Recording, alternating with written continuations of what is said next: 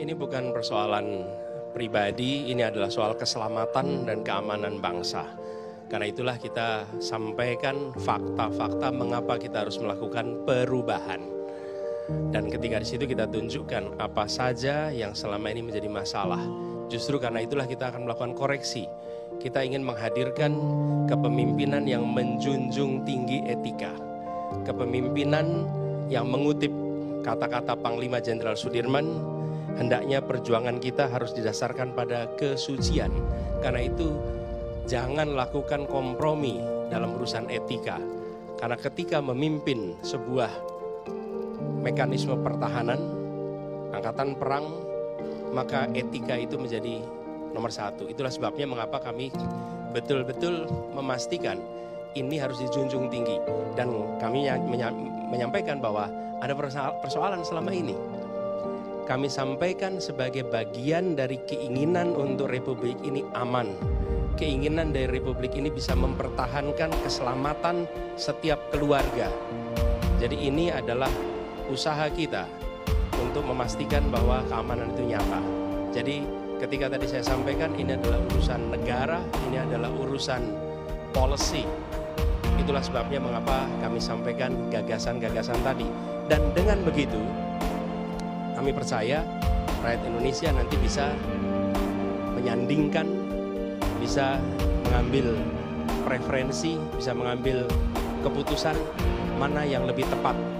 Siapa yang lebih tepat untuk dititipkan keselamatan, keamanan bagi bangsa kita. Pertama, Presiden akan menjadi panglima diplomasi dunia. Dan itu artinya berada di forum-forum global, menyampaikan pesan Indonesia untuk dunia. Selalu dalam kesempatan-kesempatan seperti itu ada protokolnya. Dan tidak mungkin diberikan kesempatan berbicara berjam-jam untuk menjelaskan. Ada batasannya. Justru kepemimpinan diharuskan bisa menguasai komunikasi supaya gagasan bisa disampaikan dalam waktu yang diberikan. Dan ini bukan urusan antara satu pribadi dengan pribadi lain yang harus dijelaskan. Ini adalah forum untuk seluruh rakyat paham. Bukan ngopi di ruang yang tertutup. Jelaskan di forum tadi.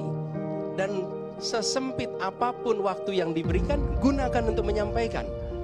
Dan itu semua bisa disampaikan. Saya bicara di berbagai forum global, ya waktunya 1 menit, 2 menit. Tapi saya pernah menyampaikan di depan Sekjen PBB dalam waktu 2 menit. Dan gagasannya kemudian diterima oleh Sekjen PBB. Artinya apa? Ya memang kita harus menggunakan itu. Ini bukan antar pribadi. Jadi saya ingin garis bawahi, ini bukan ngopi bareng ditunjukin data. Keterbukaan di dalam menyampaikan pendapat itu penting. Dan transparansi itu diwujudkan, bukan dalam bentuk kata-kata. Itu pesan pertama. Jadi ini bukan antar pribadi, tapi justru untuk rakyat Indonesia. Pertanyaan kami adalah bagaimana standar etika dan kepemimpinan di bidang pertahanan. Seperti saya katakan tadi, semakin kompleks organisasi, semakin harus menjunjung tinggi nilai.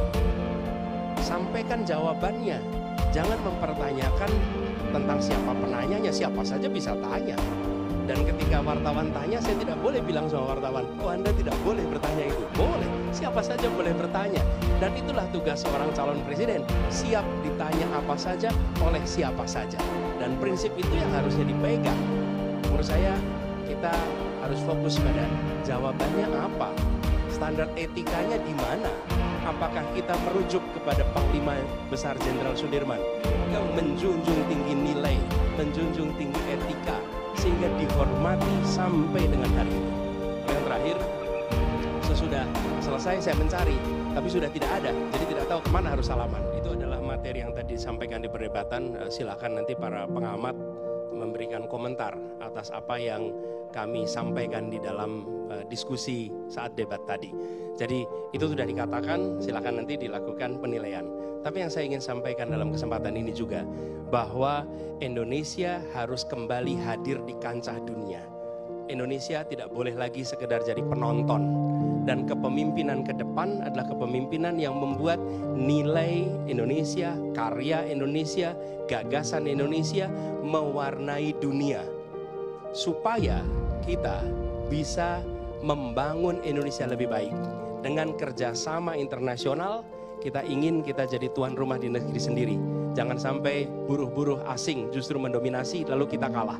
Tuan rumah di negeri sendiri. Di sisi lain, kita hadir di kancah internasional menjadi tamu yang mempesona. Jadi tuan rumah di negeri sendiri, tamu yang mempesona dan dihormati di kancah internasional.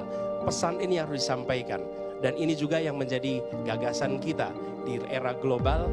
Indonesia negara nomor 4 terbesar di dunia, bukan semata-mata sebagai penonton. Nanti silahkan para pengamat membaca ulang apa yang tadi dibahas, membaca ulang apa yang tadi disampaikan sebagai counter. Nanti publik akan bisa menilai, tapi bagian kami adalah memastikan pesan itu sampai, supaya kita semua pada saatnya akan bangga. Kita bangga sebagai warga Indonesia, karena warga Indonesia dihormati di tingkat dunia.